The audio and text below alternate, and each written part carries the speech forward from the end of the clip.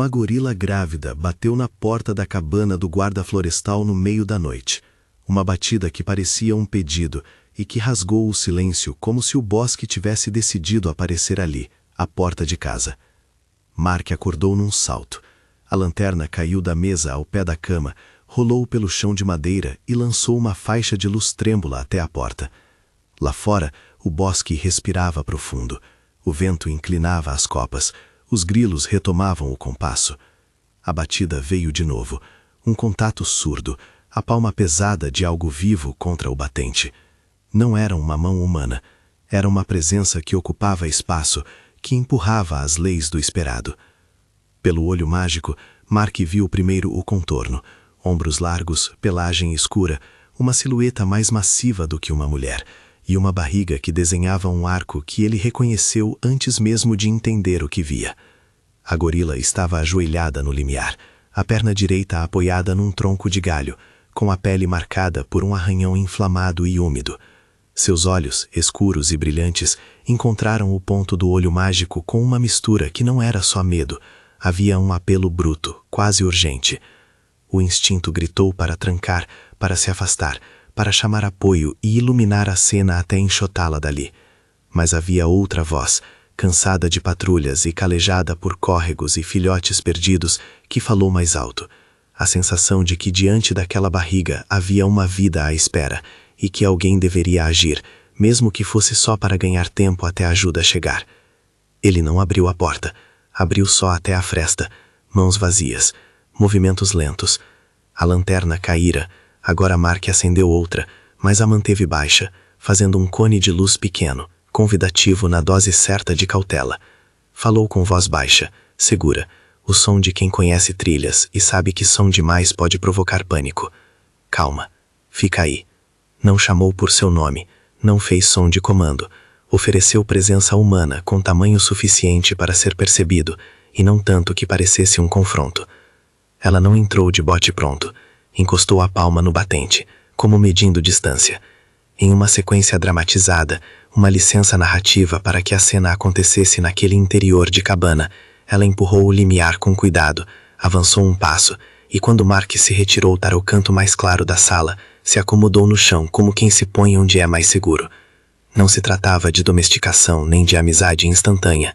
Era um momento de necessidade, e ele era o único abrigo visível. Mark conhecia o bosque. Trabalhava ali há mais de 10 anos. Patrulhas noturnas, rastros, recantos onde a chuva moldava as trilhas. Sabia ler pegadas, interpretar silêncio e medir o perigo em segundos. A vida naquele pedaço de mata era parte dele. Suas rotinas, as vespas nas toras, o café forte de manhã. Mas nada nos treinamentos havia preparado Mark para a presença de uma mãe grávida batendo à sua porta. A decisão foi calculada e humilde. Abriu a porta só o suficiente para que o ar morno da noite entrasse e para que a gorila passasse sem se sentir esmagada pela luz. Mostrou as palmas vazias por mais um tempo. Pegou um cobertor antigo, uma toalha limpa e um cantil d'água. Só isso. Mãos vazias, objetos banais que poderiam ser interpretados como sinais não agressivos. Lavou a mão com água morna e com uma compressa improvisada tentou limpar a sujeira ao redor do arranhão. Tudo feito com cuidado, sem forçar, sem mexer profundamente. Um primeiro socorro improvisado, consciente dos limites entre o que podia fazer e o que exigia um veterinário especializado. No interior da cabana, a lamparina projetava sombras que dançavam na parede. O cheiro era de terra molhada, de pelagem e do couro do cobertor. A respiração da gorila marcou a sala.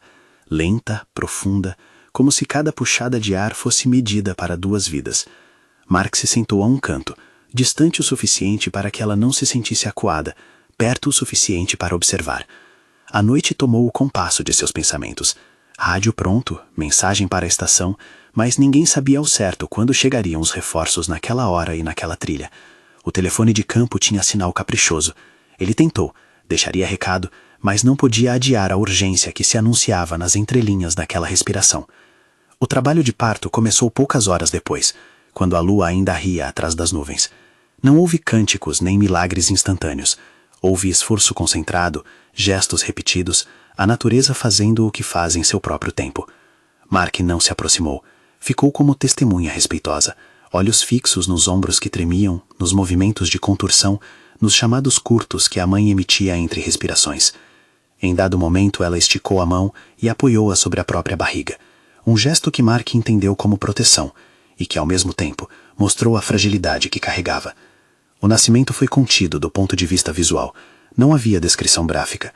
Foram sons, um estarrecer de ar, um pequeno, quase inaudível choro que rompeu o silêncio, e o som curioso de membros se ajustando no novo mundo. Primeiro um bebê, depois outro. 2 corpos enroscados no calor materno, cobertos por pelo macio e úmido. A mãe inspecionou-os com focinho e dedos enormes, um cuidado que não precisava de palavras. Havia no ato um ritual primal: tocar, cheirar, confirmar vida. Mark sentiu algo mudar nele. O medo que tivera na fresta da porta dissolvia-se, não por ingenuidade, mas por uma reverência que não se confunde com domesticação. Ele havia visto feridas e tiros e incêndios, nunca porém um milagre tão ordinário quanto um nascimento. Horas depois, quando o primeiro raio de sol se infiltrou pela janela, a cabana cheirava a café fraco e a lã úmida. A mãe arrumou os bebês junto ao teito e, com movimentos lentos, levantou-se. Havia uma tensão na cena. Ela poderia escolher ficar. Poderia reagir se sentisse traída. Em vez disso, olhou para Mark, não como quem faz contas, mas como quem reconhece um abrigo temporário, e apoiou a cabeça contra a madeira do batente por um segundo, um gesto que Mark interpretou como agradecimento, embora não pudesse afirmar que fosse intenção humana. Era simplesmente um reconhecimento. Então, cuidadosamente, ela e os 2 filhotes recuaram pela porta e desapareceram entre a neblina da manhã, deixando a cabana mais vazia e, ao mesmo tempo, impregnada de algo que Mark levaria para sempre. A história poderia ter terminado aí, como um episódio isolado de compaixão, mas a natureza tem uma memória que não cabe em calendários. Semanas depois, numa patrulha rotineira pela trilha que levava à ribanceira de pedra, Mark perdeu o passo. Uma raiz traiçoeira, lama no recorte, e o peso do corpo o fez despencar alguns metros. A dor irrompeu num estrondo. O tornozelo torcido não respondia.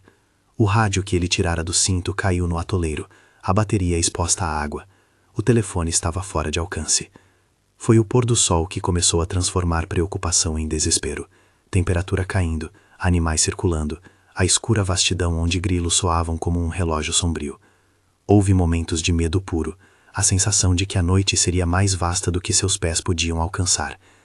Ele tentou mandar um sinal com a luz da lanterna, um código de homem perdido. Gritou por ajuda, mas o eco devolveu apenas a sua própria voz. Quando a noite parecia fechar-se em volta dele, ouviu algo vindo do alto da ribanceira. Ao princípio, um som grave que cortou a ordem do bosque. Depois, repetições. Não era o apito de uma máquina, nem o estalo de galhos. Era um chamado profundo, um pulsar sonoro que viajava fácil na noite. Ele ouviu de novo, e através da dor, reconheceu a cadência como similar à que vira nos olhos da mãe semanas antes. Comunicativa, insistente. A silhueta deslizou pela borda, depois desceu com passos imensos. Era ela, a gorila, maior do que ele se lembrava naquele instante de aflição, trazendo consigo os 2 filhotes agora mais robustos. Subiu até onde Mark jazia, e sem agressão, sem toque impensado, começou a emitir vocalizações, uma série de batidas no peito, grunhidos que variavam em tom e em volume. Funcionou como um compasso para a mata. Alguns minutos depois, ao longe, lanternas surgiram e vozes humanas, confundidas no ar. Equipe de resgate que Mark conhecia respondia ao som, talvez por acaso, talvez guiada por um sentido de urgência que só a noite pode criar. Eles o encontraram com o tornozelo machucado, a camisa suja, mas vivo. No socorro, Mark teve tempo de observar novamente. A mãe não se aproximou demais. Ficou a certa distância, com os pequenos junto ao peito, observando a operação de salvamento como se fosse um ritual que respeitava tanto os humanos quanto a necessidade de distância. Quando a equipe o ergueu e o levou em maca improvisada, houve um momento em que os olhos de Mark cruzaram, mais uma vez com a dela. Não era promessa nem contrato. Era uma marca. Ele sentiu que havia algo que transcendia a utilidade, um reconhecimento que se repetia e se solidificava em 2 atos, o de acolher naquela noite e o de chamar ajuda naquela ribanceira. Mark se recuperou, voltou às trilhas, agora com cicatrizes novas e memórias que nenhum relatório oficial conseguiria traduzir. Contava a história com cautela, sem transformar a gorila em fábula, sem dizer que o gesto seria regra. Em mesas de posto, entre xícaras e mapas, ele falava do peso do olhar, do som da respiração no parto, do chamado que, sem saber como, atravessou couro e copa e juntou pessoas no mesmo lugar. Alguns ouviam como quem escuta lenda, outros como quem vê um fragmento de verdade. A vida no bosque seguiu, como sempre. O que mudou em Mark foi interno.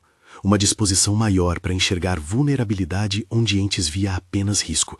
Uma compreensão de que compaixão exige cálculo, coragem e limites claros. Ele continuou a seguir protocolos e a lembrar em cada relato que agir sozinho diante de um animal selvagem é perigoso. Repetia sempre que o que fizera naquela noite foi preciso e arriscado e que não poderia ser tomado como manual. E você, já viu algo parecido? Se essa história lhe lembrar alguma experiência com a natureza, conte nos comentários. Sua história pode surpreender. Ao final fica a imagem, a mata que engoliu a figura da mãe com seus bebês, o trilho que voltava a ser apenas trilho e a cabana que guardava o cheiro de lã e o eco de uma respiração. Fica o sentido de que, em certos encontros, o humano e o selvagem se medem sem se misturar. Trocam favores incompletos que não se pagam em dinheiro, mas em memória. Se essa história tocou você, curta, inscreva-se e compartilhe. E lembre-se, em encontros com animais selvagens, procure as autoridades locais e profissionais qualificados. Observação: esta história é dramatizada. Alguns comportamentos foram adaptados para efeito narrativo e podem não refletir reações reais de gorilas. Não tente reproduzir. Em caso de encontro com animais selvagens, contate as autoridades locais.